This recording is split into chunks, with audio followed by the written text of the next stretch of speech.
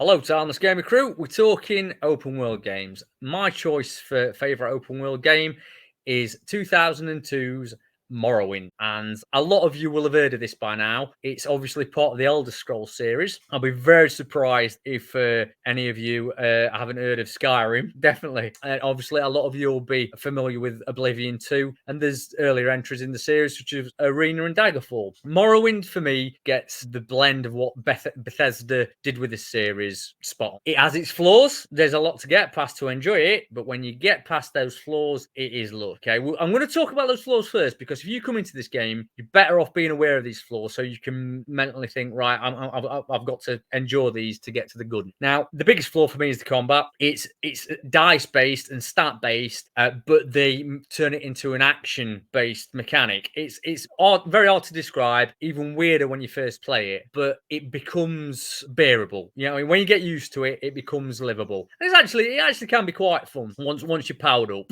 But definitely at the start, it's just like, this is crap. So you need to get past that. You also need to get past the fact that it's text based and not voice based. That doesn't bother me at all, because I think a lot of voice acting shit and actually kills the immersion in games. But a lot of the text can repeat itself. And even though I'd say vanilla, this is still a good game, I would definitely install the less generic Morrowind NPC mod, okay, which adds a lot more text and adds a lot more flavor. When you go to each region, NPCs talk about those regions more, which just makes it feel a lot more immersed. And the other flaw really is the slowness at the start of the game. That you however you build your character, you run and move really slow, and you fight pretty much nothing but mud crabs and cliff racers for a long period of time. So I can see why a lot of people wouldn't like Morrowind, and I see why it would be very hard to get into. But once you're into it, it's delicious. It is a lovely game. What makes it so good, and for me, what makes it way better than Skyrim and Oblivion, is the world itself. And you can tell that this world is handcrafted. You know what I mean? It is a spectacularly deep world. This is the kind of world where Bethesda have, they've hidden like axes, magical axes under people's pillows. And if you look under a pillow, you find a magical axe pinch.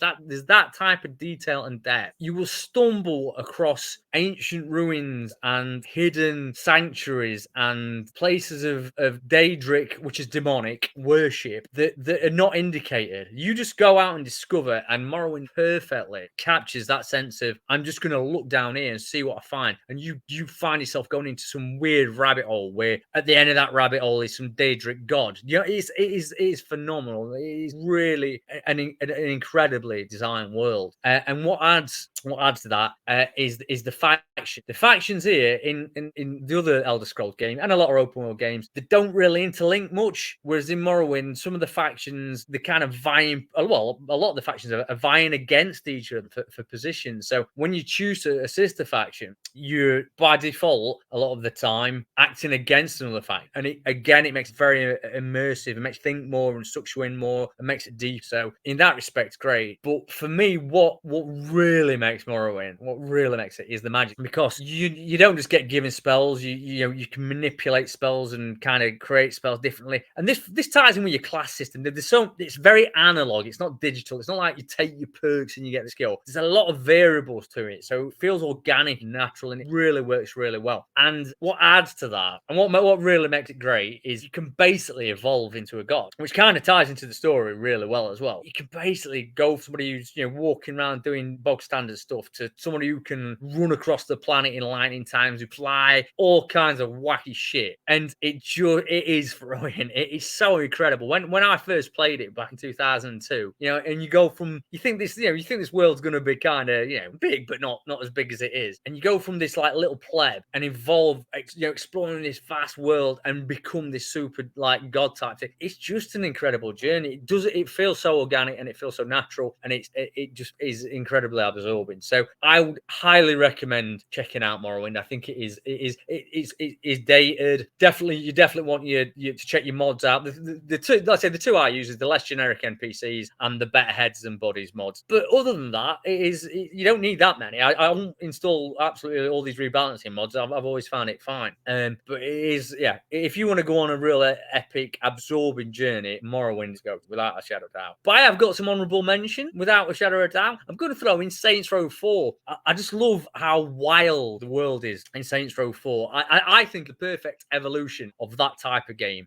For me, GTA, I love GTA and Vice City, but they lost the way for me when they started hitting San Andreas, GTA 4, because it became like, they tried to be Sims, and I don't want that from, I want wildness and craziness from a game like that. I want to blow shit up. I want to, I want to fly doing lunatic type stuff. And Saints Row 4 gives you that in abundance with a shitload of humor. You know what I mean? It is absolutely fantastic. It's got the tunes, it's got the style, it's proper crackerjack. So Saints Row 4 gets an honourable mention for me as well. And I'm gonna throw in as well another game which I mentioned before, which is Avernum Escape from the Pit. Again, this is just a great world. This is really, really isometric CRPG adventure in its finest. And it's an incredibly absorbing, well-crafted fantasy world. Really gives you that feeling of being on a fantasy adventure.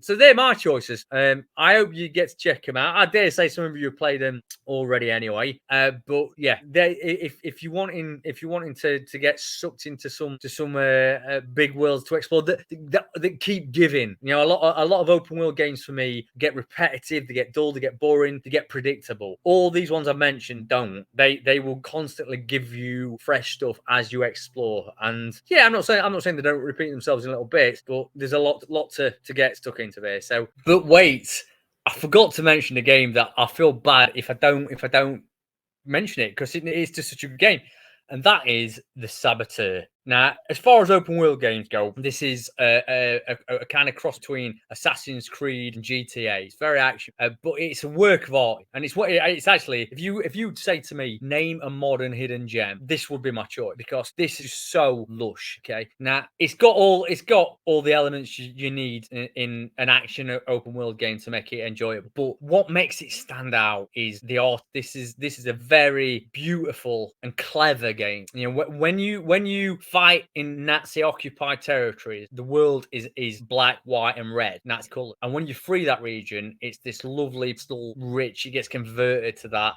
which just feels very, very French. When you do that, you want to sit there with your feet up and a bottle of Chateau Margaux and just drink it in and sink it in. It's fantastic. But the action's great. The action is really good. There's a little, the parkour aspect's a bit janky, but it feels really, the actual action feels really grounded and really weighty, and really, really meaty is the word I'm looking for. It's very just rich with flavor and fast paced, and it can be brutal at times. Really, what makes the gameplay so amazing, and the game is full of this kind of stuff to make it so good. What makes it so amazing is the side missions aren't actually side missions. The Germans have occupied France, so there's loads of sniping, there's loads of tanks, there's loads of propaganda, there's all this laid around of all Paris and the surrounding area. And it's jam chocker full of it. So you're a saboteur, and you can destroy them when you want. You basically go on your own little mini game. And why that's so good is because when you say you take like a row of sniper nests down, when you do a mission in that area, the mission becomes easier because there's not those snipers taking you out. So it just gives this game an incredible feeling of depth, and you get a great sense of satisfaction and reward, because it's not like when you do side missions in other games, you get 50 grand money or whatever, but it don't feel like you've affected the world. Whereas this, it really does. Really feel like you're kicking back and pushing back with the resistance against the Nazis. You play this game and you really get to hate the Nazis. You really do. It's just really well done, and there's a great story as well. It's all well packed together. So I have to throw that one in because it's just so good. Just get the Saboteur played, because it's pretty timeless.